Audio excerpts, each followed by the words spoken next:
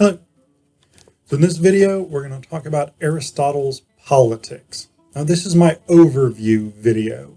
I've done videos on each of the 8 books of the Politics, and you can take a look down in the description below this video to see the links for all of those videos. But here I'm going to talk about the overarching politics as such. Basically, this is a book in which Aristotle tries to theorize how a polis should be run. That is, how a city-state should be run.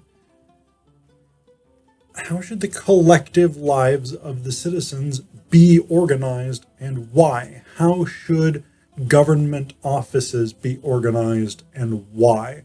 What offices, what social structure, etc., makes for the best city-state, the ideal city-state in a way.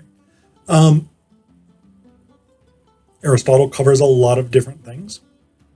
He classifies different types of governments, particularly democracy, oligarchy, tyranny, monarchy, aristocracy, and politeia. And he doesn't necessarily always mean by those the things that we would intuitively today think think that those terms mean. He classifies different classes or socioeconomic groups within a city-state. He classifies different virtues that different city-state constitutions should develop in their citizens. There's a lot of classification going on. Aristotle is a big classifications guy. He loves classifying things. He loves breaking things down and saying, here's its constituent parts, etc. So we see that a lot with the politics. A lot of the questions come down to, what do you need in order for this thing to be successful? What types of government offices do you need? What sorts of resources does a city-state need? What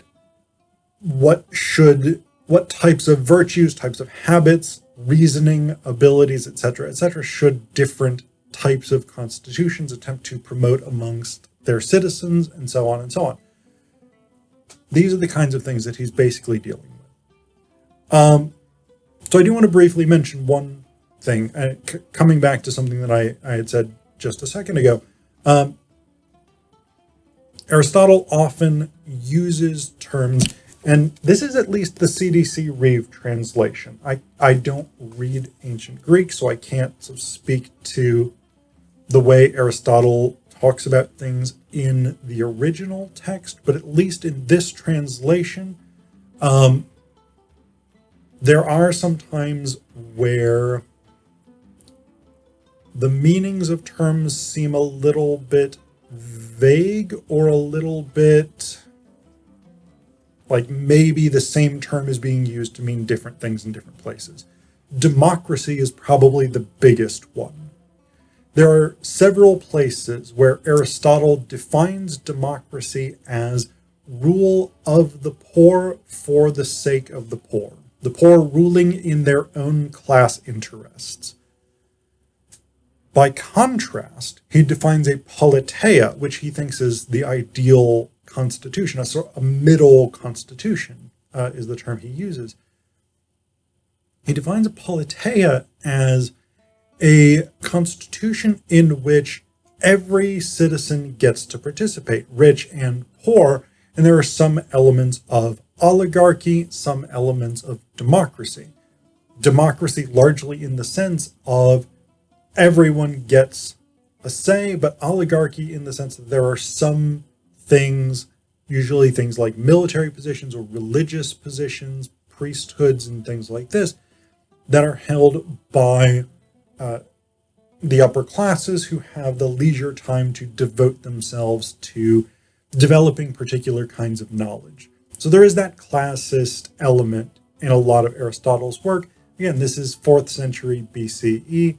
So you would not expect a super high degree of egalitarianism, and yet Aristotle does believe the best type of government is a politeia, which again is a fairly equal system in which all citizens have a say in the government. There is a degree of consent of the governed, which undergirds much contemporary philosophy about democracy. Now, again, this is a confusing bit, because in some places Aristotle draws that distinction between a democracy and a politeia. Democracy as rule by the poor, politeia as every citizen involved in governance. But at other times, Aristotle talks about democracy as having all citizens engaged or represented, but because there are more poor people than there are rich people, the poor carry disproportionate weight in terms of the governance of the city-state. So that's something that's really quite striking as you read the politics as a whole, is you have these contradictions, maybe, or the same term gets used in different ways. So sometimes it seems that Aristotle is a critic of democracy, maybe even an opponent of democracy, and at other times Aristotle's clearly in support of democracy. And it's not clear that he always means the same thing by democracy. It's also worth noting he does describe what we would now really consider representative democracy or liberal democracy, which is what most democratic countries in the world have, including my own country, the US, the UK, Canada, etc., etc. He would call that oligarchy, though. So that's very interesting, very striking. Make of that what you will. But there's some key points that Aristotle essentially brings up in the politics, some key things that undergird his central arguments about how to organize a polis. One is that a polis is best served by the particular type of constitution that reflects its citizens' virtues. Sometimes that goes the opposite direction, where its citizens need to be trained into the virtues of the polis, i.e., citizens of a democracy need to learn democratic habits and democratic reasoning. Citizens of a monarchy need to learn monarchic habits, monarchic reasoning, etc., etc. But essentially, he believes that a constitution will be most stable when the majority of citizens reflect the virtues of that constitution. He also makes the argument several times, this is another key point in the politics, he makes the argument several times that the fundamental goals of city-states are justice, and by virtue of that, a form of equality. So he argues that in the context of a city-state, equality is a specific form of justice. The form of justice most concerned, most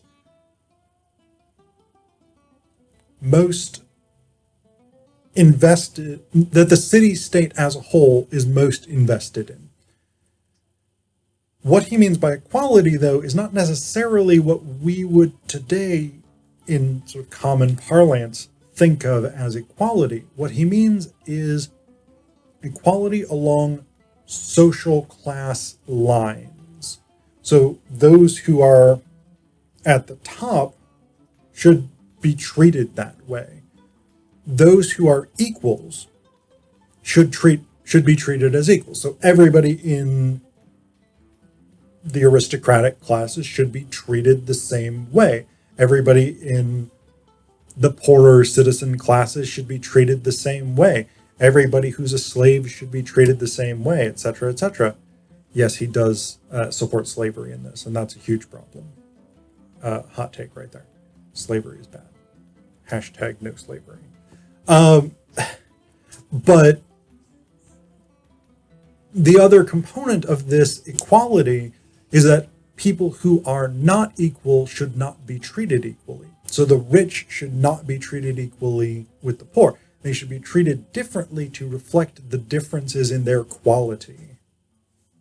So this is this is what Aristotle sort of organizes his whole conception of what the city-state is meant to do around. He says that is the objective. Justice is the objective, and justice in the context of the city-state means equality, and equality means treating people who are equal equally and people who are unequal unequally. Another major point that he makes, and I've already mentioned this, is that the best constitutions are mixed constitutions that include elements of democracy where all citizens get to participate in their governance, but also elements of oligarchy. Again, he calls this politeia. And this might be something like having an advisory council for a city-state in which decisions are made through direct democracy and each citizen gets a vote, or something like this. So that's another big part of the politics. That's a big, big idea. And another big point that I think is really worth mentioning, and I've already talked about this, but Aristotle makes the argument in the Politics that there are people who are natural slaves. That is, there are people who are born to be slaves. They're slaves by temperament. And this is an incredibly problematic argument, along with actually a lot of Aristotle's other arguments about human psychology and physiology. But part of the problem then becomes determining who is a natural slave.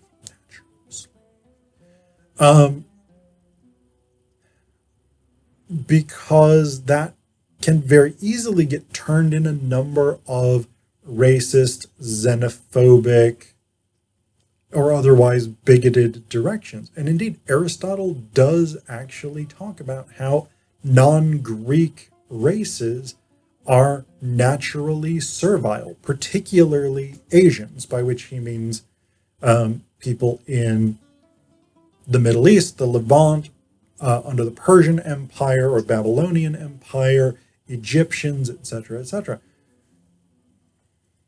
There is an Orientalist kind of argument here that non-Greeks are naturally servile, or in the case of like Northern Europeans, Germanic peoples, Celts, Gauls, etc., that they're just uncivilized barbarians. So they're not natural slaves, they're spirited, but they also don't, they're just running around crazy and shitting in the woods and whatever it is. So we've got these things that I'm sure to Aristotle seemed perfectly reasonable, but no guy. Bad take, Aristotle. That's my final word on Aristotle. No, that's not my final word on Aristotle. That is one of my important issues with Aristotle. And I mean, I'm hardly the first person to raise these as problems, but The Politics is an incredibly important book. It is a book of its time, and because its time was xenophobic, classist, sexist, because it was a time of slavery, etc., etc., there are these incredible problems with it. And yet, some of the core ideas about justice and equality, even if we would define equality and justice differently than Aristotle does, there's ideas about how you organize a constitution to serve the people. These are really important ideas. They need definitely to be revised. They need to be understood in how we would receive them in a contemporary context, rather than just saying, well, Aristotle wrote it, therefore it must unalterably be correct. But we're smart people, and we're capable of doing that. We're capable of saying, here's what's good about the Politics, here's what Aristotle got right, and here's what he got wrong. And we can discard what he got wrong, and we can take what he got right and make it work for us. Make it work for our civilization and the constitutions, the civilization, the culture, the society that we want to build.